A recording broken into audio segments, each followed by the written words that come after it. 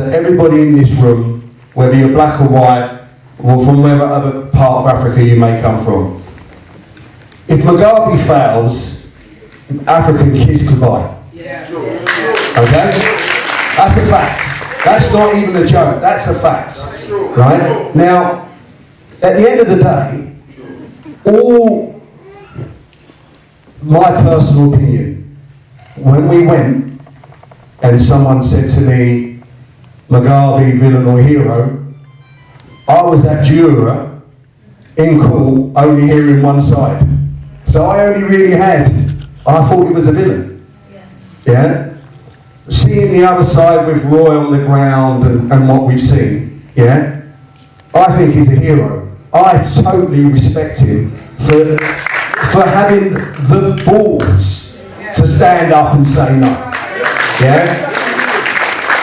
Virtually unheard of in Africa these days. Yeah? So, in real terms, land reform has to happen. Yes. The next election needs to happen without sanctions. And the reason for that is I would love, in my lifetime, to see an election in Africa with the West taking their noses out of the trough, and just for us to look at it and say, can an African country run itself, do an election itself, without any interference? And based on that, we'll know whether Africa as a continent can stand on its own 2 feet. And it's as simple as that. Can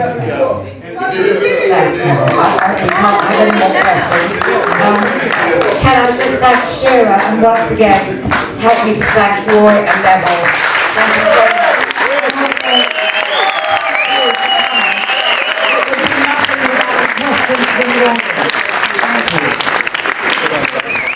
My name is Munoda Mararike. I'm now relocated to Zimbabwe and living in Zimbabwe after a decade of economic problems.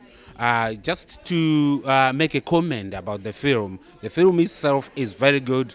I applaud the team for their resilience in terms of getting the information, in terms of getting the right people to understand why they were in Zimbabwe.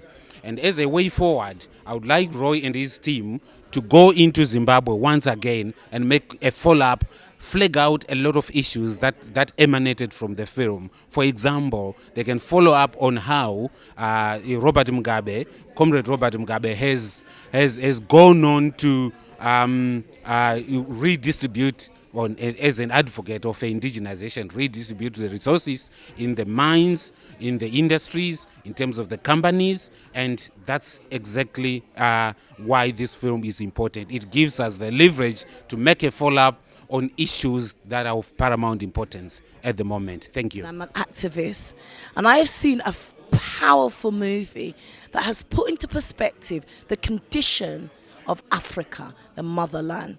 Mugabe was spoken about in such an honourable way, and I am honoured and feel very privileged to be here to hear the truth be spoken about such a great leader.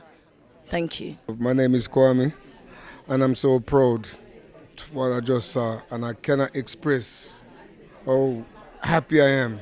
I've actually been to Zimbabwe, and I was trying to even get an interview with Mr. Mugabe, not being of any political status. So what I want to see is for us to come together and make movies like these and try to support Mr. Mugabe in everything that he does, right? Because we know, right, there's a direct plot from the West to try and destroy Mr. Mugabe, and we know what we need to do and what we shouldn't do.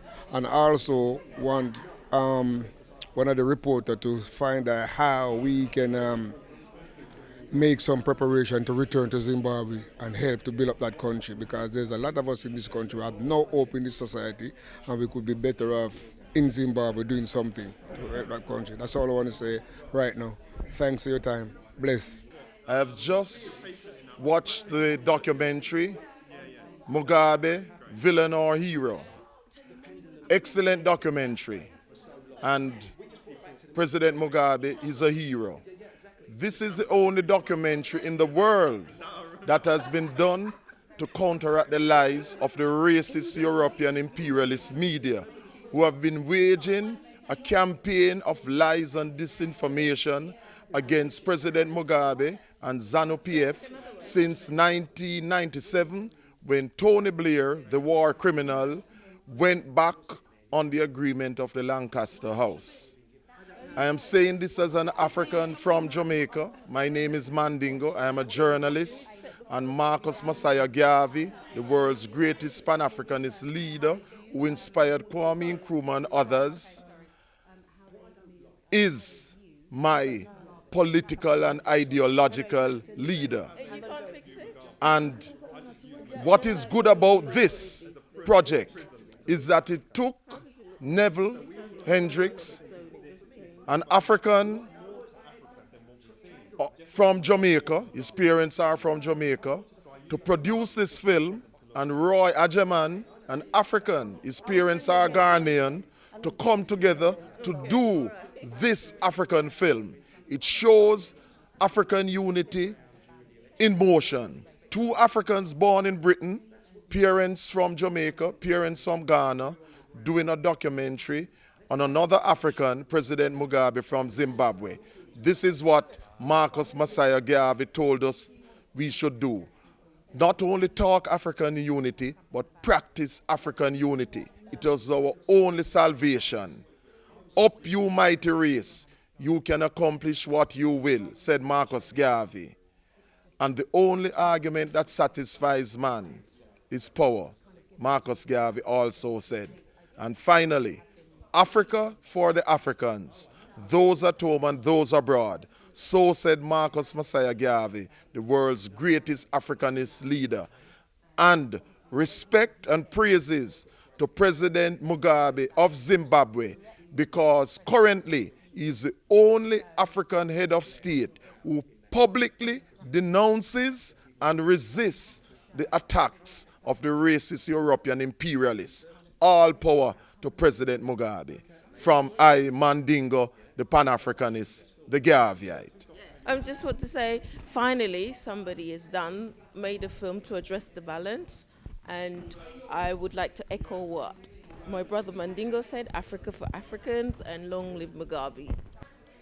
Once you strip through the layers of security ministers, you see Mugabe. He's a very humble, quite ordinary man. Yeah. Got a lot of aura around him. Very funny. He can communicate with young, old, black or white. Had a real connection with Ghana. Right, yeah. Obviously, his first wife was a Ghanaian. His idol was Kwame Nkrumah. Yeah. And so we click like that. But as a leader, you also got to have that way about you. He doesn't mess about, of course. Just very a strong character. Now, the question is, I've always been asking, and I've asking on the actually theater, what can we do as African movie makers? What can we do to promote the good about Africa? Because all the time we just see the mainstream media trying to promote the bad image about Africa, which is poverty, which is violence. What can we do to promote love in our own continent and then be ourselves telling our story rather than wait other people to tell our own story? I think it all comes down to making films is not easy, but it is easier as technology becomes much more accessible. Yeah. But it also costs money to make films, because you want to make films that people want to watch, that technically it's made in the right way. Absolutely. And so therefore you need funding. And with that funding, we need to look at a broader scope of people. I think African leaders, African private sector entrepreneurs also need to step up to the plate and say, do you know what? For 100 years, the West has perpetuated a certain image of Africa. Yeah. So Africans now need to take media seriously and think, okay, let's tell our own stories. And so therefore they need to step up to the plate and think we need to take this media perception, image a lot more seriously, and by that they can help fund filmmakers like ourselves. Yeah. The other thing as well, the British audience, what's their point of view? What you get? What are you get from the British viewer about this actually documentary? What do you get about the British side of it? Screened it twice, obviously tonight at the Riverside and the BFI, the British Film Institute, and so far the reception's been brilliant. So we'll wait to hear what the press say, But whatever said, it's not going to stop the cause. I've been shown a hell of a lot of love here in the UK, and as long as I get it to the people that are interested in watching it, and particularly Africans in the diaspora, who sometimes are not aware of what's going on inside the continent because they're hearing it from the Western media. So I'm just trying to present an alternative view of Africa by using Robert Mugabe as a prism to look at the continent. You think the Mugabe's policy will be spread all over Africa? I think so. I think African for Africans is right. I think the empowerment of the Africans is needed across the continent. Being in Zimbabwe, you walk along the street and people really feel empowered. You know, the ownership of the land, the chance that they could own the resources, you know, or broaden the ownership of resources. And I think that's an empowering thing, and you would hope that spreads across the continent. Wow. I want to say to you, I'm doing my best to actually promote throughout Manchester as well, which is I came from Manchester, but also to show to my own country, because I'm originally from Angola. I'm from Angola, and then it's really inspired to see you guys doing the great stuff, promoting. You're not from Zimbabwe as well. So no, absolutely. Born here in the UK of Ghanaian heritage, proud Ghanaian. And so I felt like my ancestors really telling me, no, continue, persevere. This is an important story, not just for you as a filmmaker, but also for the Africans in the diaspora, and also for those who have a particular interest in Africa and wanted to know an alternative view. Absolutely, because my own country is been known about corruption, about oils, and a lot of things going on over there. And then it really sometimes I feel so ashamed of we as African people here in the UK. We not really do much to promote our country. What do you think about it, though? Absolutely, but the onus is on us to change perceptions and tell stories that you don't have to tell positive stories. It's just much more balanced, because the more positive imagery that we see of Africa, the more that helps change the mindset of people that engage with us. Right. And so I think that's really, really important.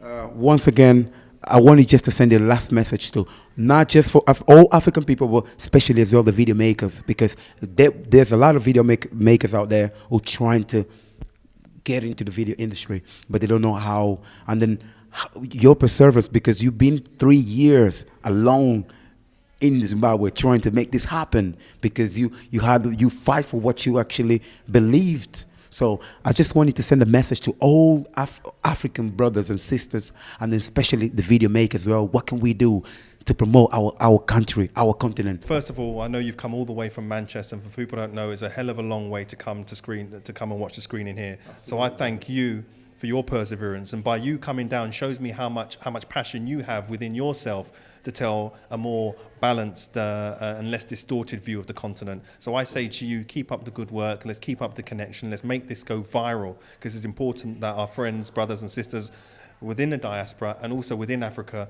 know about this film. So I say to you, thanks very much for the love and support that you're showing me. Keep up the good work.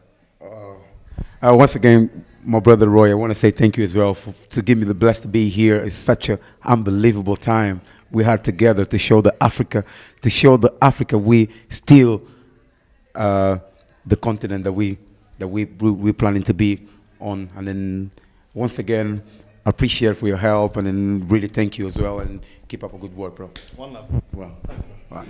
When we reclaimed our land from these white people, Britain, America, and the EU were not amused. Because they knew they were wrong. They thought of how they can punish this man, dictator called Mugabe. Terrorism is about the destruction of life. Sanctions, in our case, have caused the destruction of life. And these sanctions must be removed. You are killing people. You are not killing Robert Mugabe. They're selling media, yes, they're printing more papers in England, whatever the case is, because they're publishing all the bullshit about what's going on in Zimbabwe, but they're not telling the truth. They're not showing us the true story of what's happening in our country. But maybe then they should come into the country and then they can tell the truth. Here we have a president, a man of principle, a man who has stood up against all and said, Zimbabwe to the Zimbabweans. Finally, After 2 years, we got the call to interview the president. 삭배 내로에네